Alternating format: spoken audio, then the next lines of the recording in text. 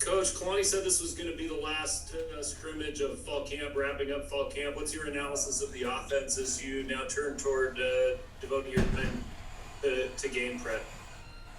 We still have a lot of work to do. We're nowhere near ready for a game yet, but we'll be ready we'll be ready, a week from Saturday. But we're not there yet. We got a lot of work to do. What more? I don't know if you can go into more specifics, but just what areas do you feel like that work needs to take place? All areas. We're not there yet. Just a lot of things to work on still, and it'd be nice to start focusing on an opponent. But yeah, we need work in all areas of our offense. Jake, go ahead. Coach, I understand you guys scrimmaged today. Can you guys give us an assessment of how that went, in your opinion, for the offense?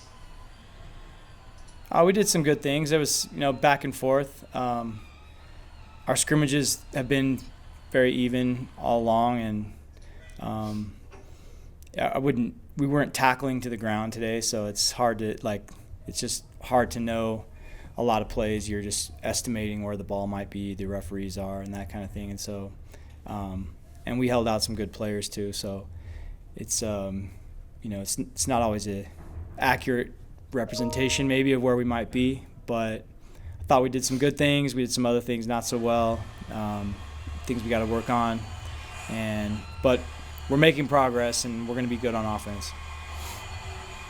If you could name your chief concern, I guess you're over a week out from the game, but what would be your chief concern or concerns for your offense getting this close to game time? I don't want to say. Sorry. I can't say. I want to keep working on our, we're going to be good. I'm really confident we're going to be really good, but there's some things we got to work on still, and it's just strategic reasons I don't want to say what those things are.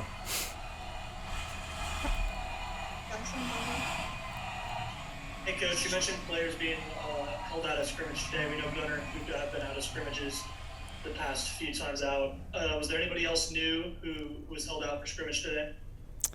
I can't remember. We've been holding out Dallin Holker, but we played him today. He got some good reps and did some good things. And then we're being really careful with Isaac Rex and Mason Wake. Just they're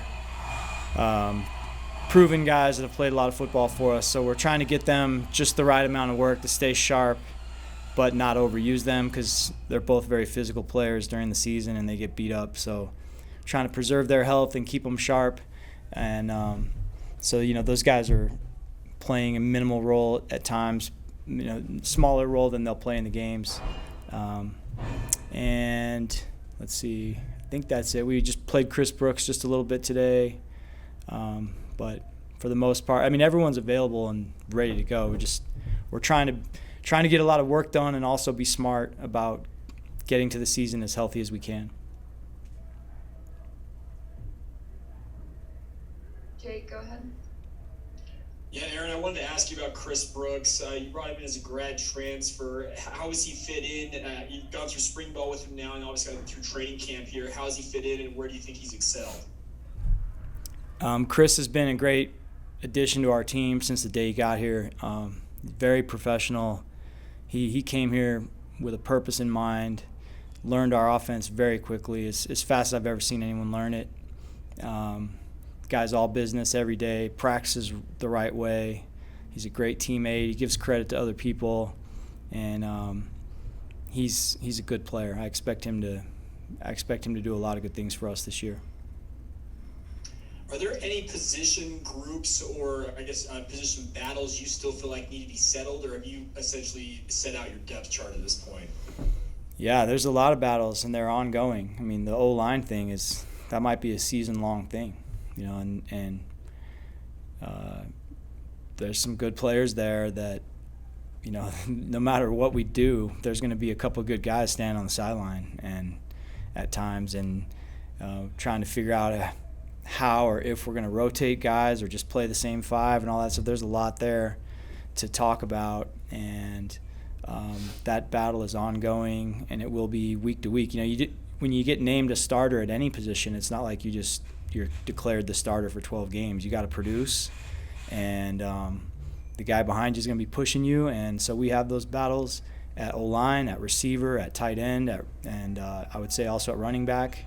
And so it's a never-ending process throughout the season.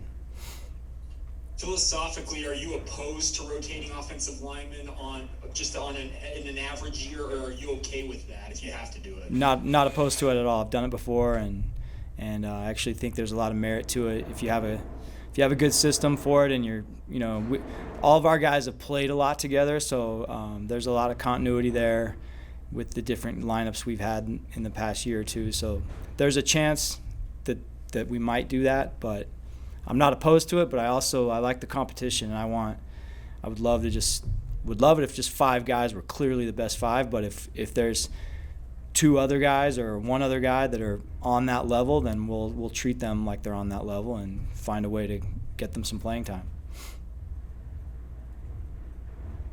Any other questions? I've got one more if nobody else does. Aaron, with regards to Jaron, he's going into what will be a 3rd season as a guy who started games for a 3rd straight year. I know it's his 2nd, full year as a starter. Where do you think he has improved the most in this training camp as opposed to previous camps that you've seen him in? Just his overall control of our offense. He's capable of doing a lot of things pre-snap for us. I mean, he gets us in the right play very often. He did it a lot more last year than we had ever done before.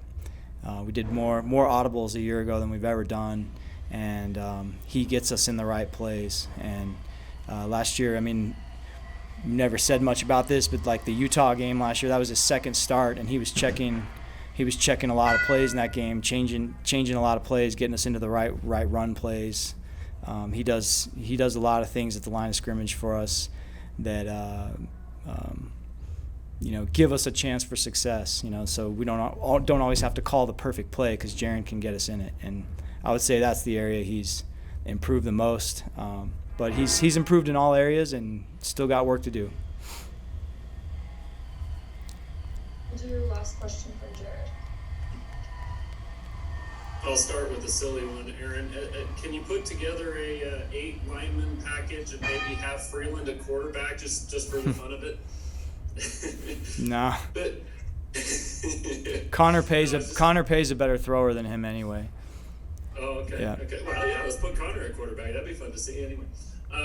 But seriously, I wanted to ask about situational stuff. I know you guys do a lot of situational work at times and getting ready for games. How have the guys done in situational drills, 2-minute, short yardage, some of those things, red zone? We've done well at times, and there's been other times where our defense has gotten the better of us. I thought today we put our team in some tough situations, our offense in some really tough situations, and our defense, man, they're really good. I'm impressed with what's going on over there, and they've made it hard for us. So, it's just you try to work on different situations every day, and I think we've been a very smart situation football team over the last couple of years. We've been good in 2-minute, we've been good in the red zone, we've been good in most areas. But man, you can never work on it too much. There's so many different things that can happen in a game, and it's impossible to cover them all. But we try our best. We're trying to put the guys in as many difficult situations as we can, and I think we're improving. But we still, like I said, we still have work to do. Awesome. Thanks so much, Coach. Thank you.